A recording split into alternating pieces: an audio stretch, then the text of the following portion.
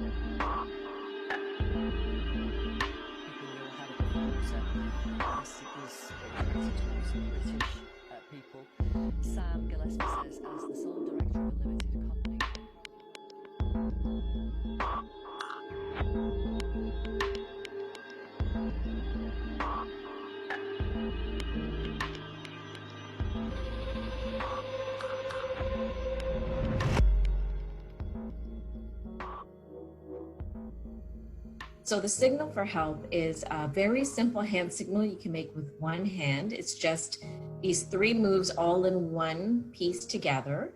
And it indicates to somebody that I need you to check in with me. I need you to safely reach out to me so that I can tell you what I need from you.